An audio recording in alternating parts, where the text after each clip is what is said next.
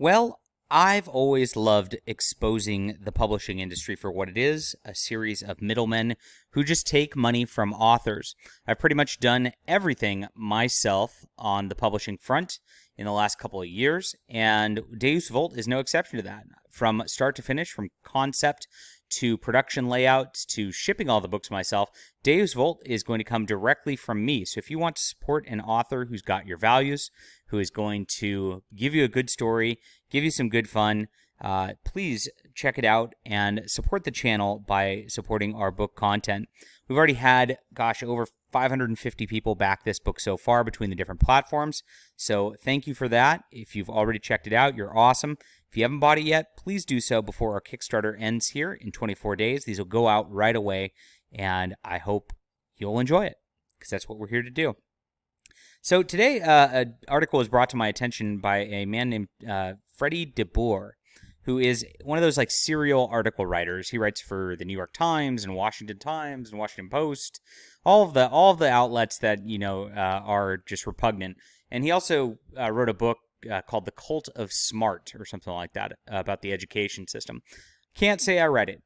Too long, didn't read. But he did come out with this very too long, didn't read article today where I saw some fun points about the publishing industry I just had to share with you guys because it makes me laugh at I shouldn't really laugh at it because they're really scamming thousands and thousands of authors into this grind where they think they can make money and yet they can't. It's a sort of vanity system where you get to be in a bookstore is what you're sold, and you don't really get any money about it.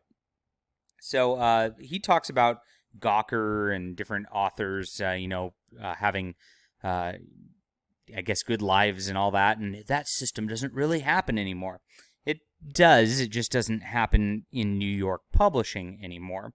And so he talks about global magazine circulation, how being in magazines really doesn't even help you because it is just declining and declining and declining. And he's, of course, bitter because he's put all of his time into these magazines and newspapers and all of that for his entire lives. I actually did that myself. I was writing for the Federalist for a long time until I realized it really wasn't helping my career or getting me much money or anything.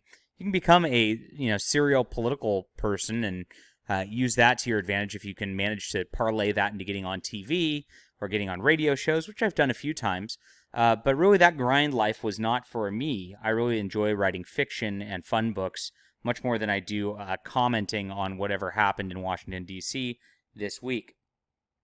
And of course, he's going through revenue by category, which is looking way dim for, and this is, of course, traditional publishing. None of this just goes through the direct Amazon route.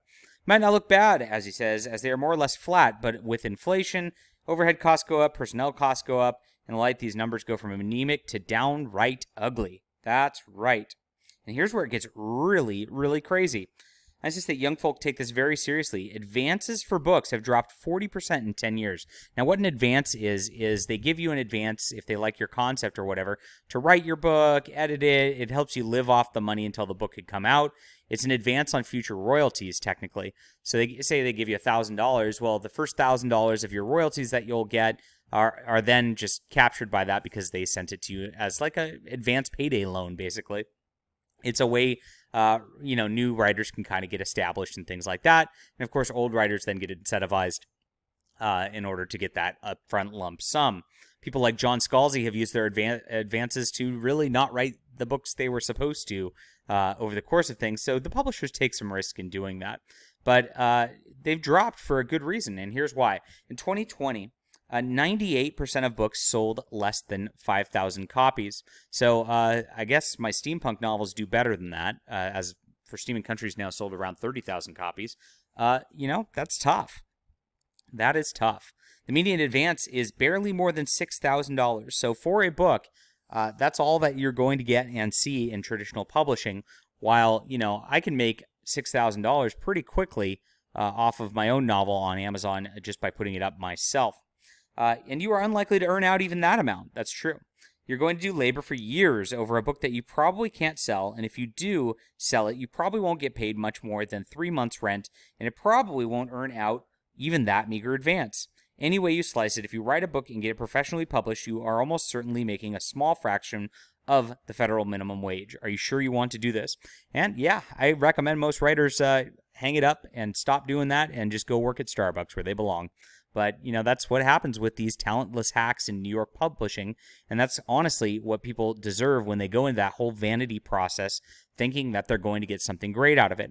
Now, there is a better way, and that's what he doesn't go over on here. He got a great advance for his first book, etc., which he loved. And now he's complaining about, of course, not making money beyond that.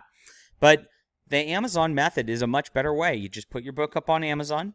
You can find readers. You can build your own platform. You can find readers. You can put books up on Kickstarter like I'm doing. You can find readers. You can make YouTube videos. You can find readers. You can do all these things to build your own audience to where you can sustain yourself, and this doesn't have to happen to you.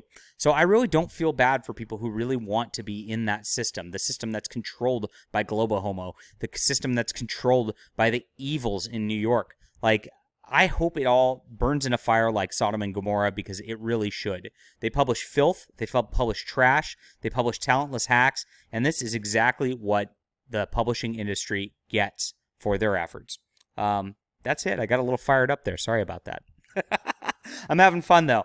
Things are good on the indie side, and I recommend you do the same. Don't work for these publishers. You are just becoming a slave for them. All right, hit that like and subscribe button. Let me know what you think about this, and we'll be back soon.